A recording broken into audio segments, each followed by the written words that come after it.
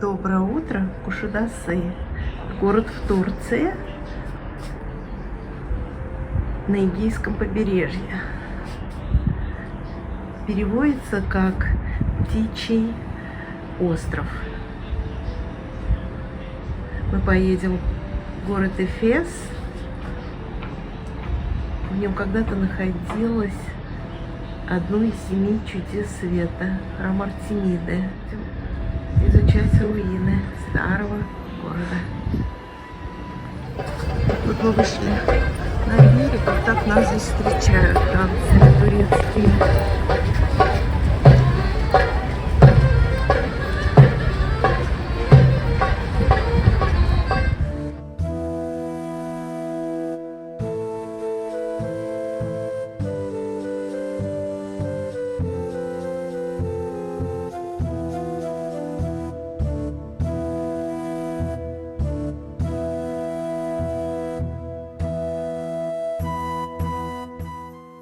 Мы приехали в Эфес. Он был основан греками в X веке до нашей эры. Это была столица Малой Азии. Недалеко от этого места стоял храм Артемиды. В IV веке до нашей эры житель Эфеса Герострат решил добиться известности и поджег чудо света храм Артемиды. После этого недостойного поступка родилась фраза «Геростратова слава». Когда Александр Македонский подошел со своим войском к городу, жители решили ему не сопротивляться. И великий полководец вложил много средств в развитие и процветание города. Даже есть версия, что он финансировал строительство храма. И к III веку храм Артемиды был восстановлен. Когда древние римляне завоевали Эфес, они начали строить дороги, акведуки, термы, театры. Построили библиотеку Цельсия. Вообще, когда древние римляне завоевывали города, они сразу начинали строить дороги, чтобы удобнее было транспортировать трофеи и снабжать армию всем необходимым. Так родилась фраза «Все дороги ведут в Рим». Эфес являлся процветающей римской провинцией с населением 200 тысяч человек.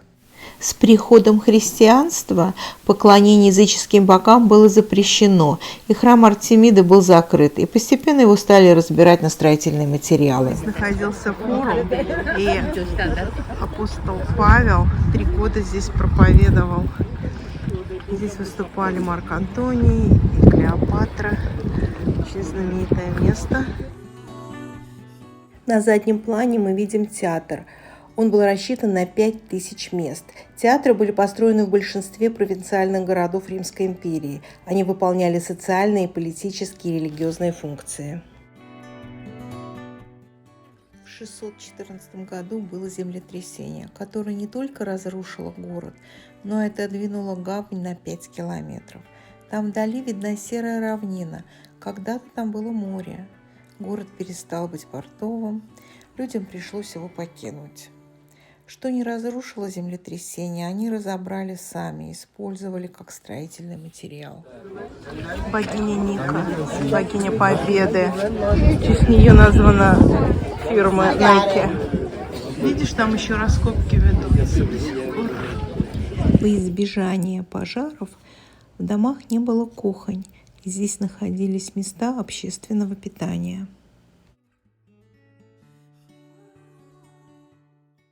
Это центральная улица города. С обоих сторон ее располагались ремесленные и продовольственные лавки и жилые дома.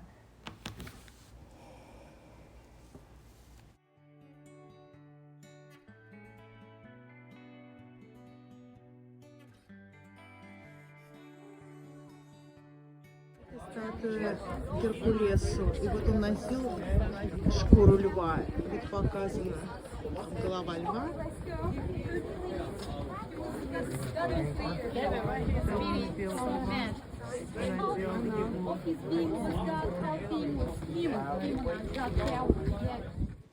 Мы идем по дороге, вымощенной отшлифованным камнем. Здесь видны надсечки. Они были сделаны специально, чтобы люди не подскользнулись, так как они носили кожаную обувь. А вот эти гладкие камни уже были добавлены при реставрации. Здесь был фонтан. И отсюда все набирали воду бедные люди. А у богатых стояли дома наверху, и вода подходила к ним в дома. Им не надо было из фонтана набирать воду. Орнамент похож на турецкие ковры, их шарфы. Они заимствовали это у древних римлян.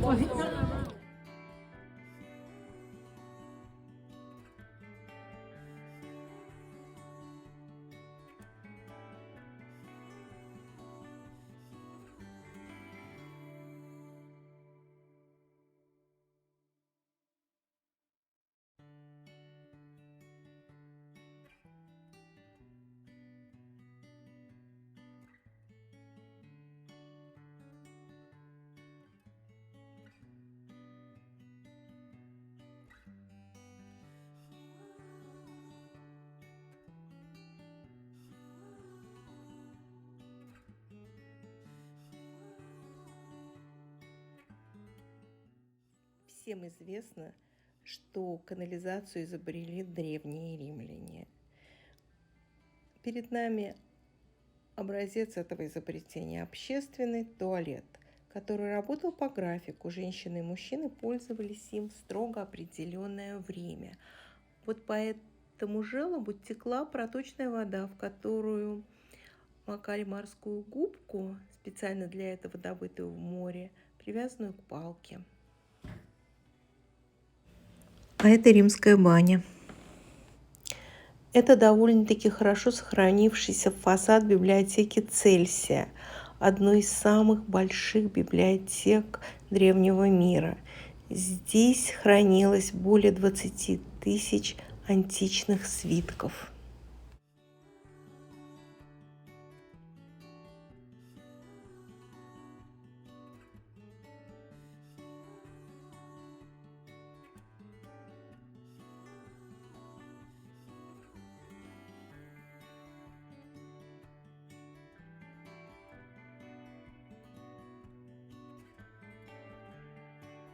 Я зашла в библиотеку. В принципе, здание не такое уж огромное.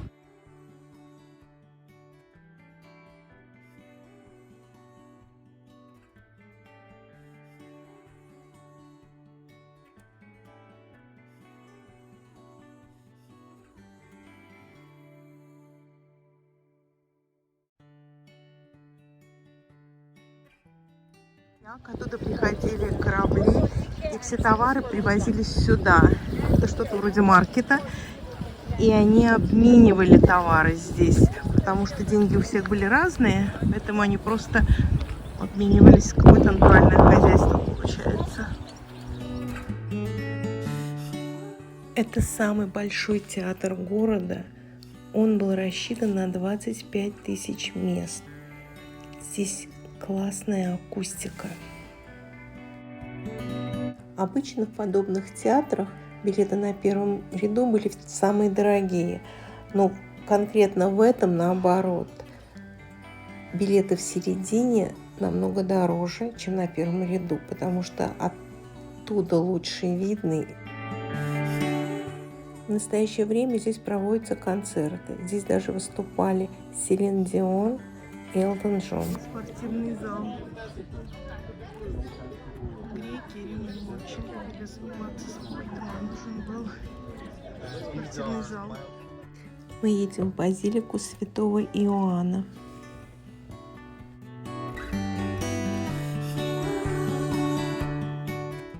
Там в низине видна колонна.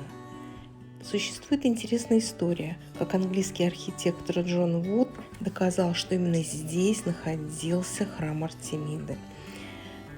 А это все, что археологам удалось восстановить от храма.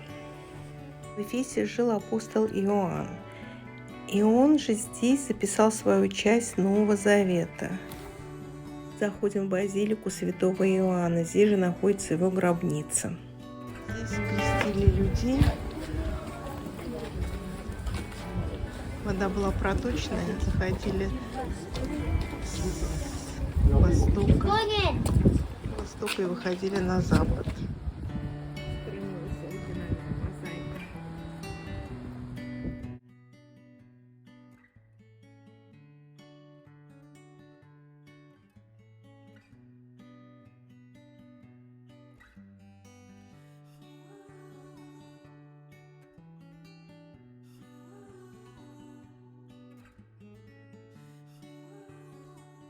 Мы направляемся к дому Девы Марии. Мы подъезжаем к статуе Девы Марии. Ее подарил Билл Клинтон. В 1822 году немецкой монахине пришло видение, что ей явилась Богородица, и подробно описала место, где она жила последние 9 лет своей жизни. Монахиня была инвалидом, никогда не выходила за стены монастыря, но она нарисовала подробную карту, которую разослали разным священнослужителям. И один узнал это место. Там обнаружили оригинальный фундамент, сопоставили факты, что в 1943 году Дева Мария вместе с апостолом Иоанном отправились в Эфес. На этом месте в 1950 году построили часовню, куда приезжают паломники и туристы. Этот дом посетил Папа Римский Павел IV в 1967 году. Мы тоже туда зашли, но фотографировать там не разрешается.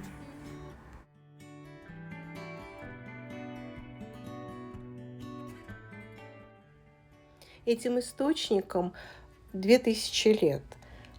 Говорят, что вода в них обладает магической силой.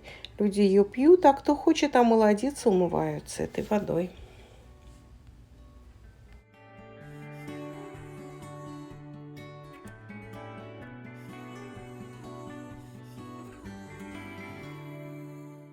Сейчас мы подходим к стене желаний. Желание. Что-то он долго его пишет. Интересно, что там такое он пишет.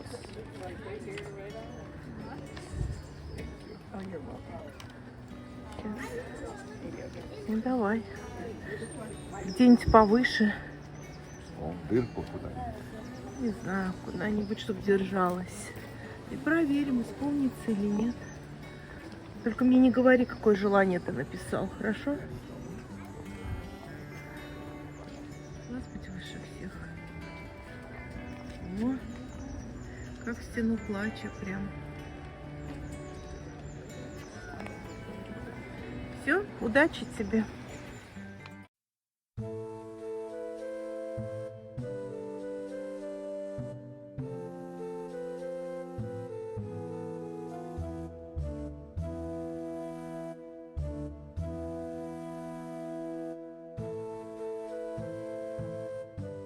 Вдали виден птичий остров. Существует легенда, что когда-то там было так много птиц, что весь остров был устлан их перьями.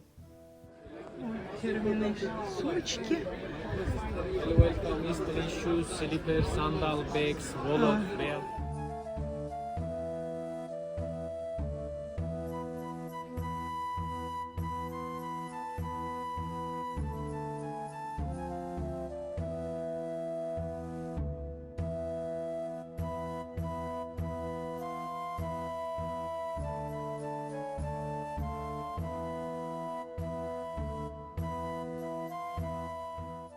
В течение последних 100 лет на этой фабрике ткут ковры по одной и той же технологии.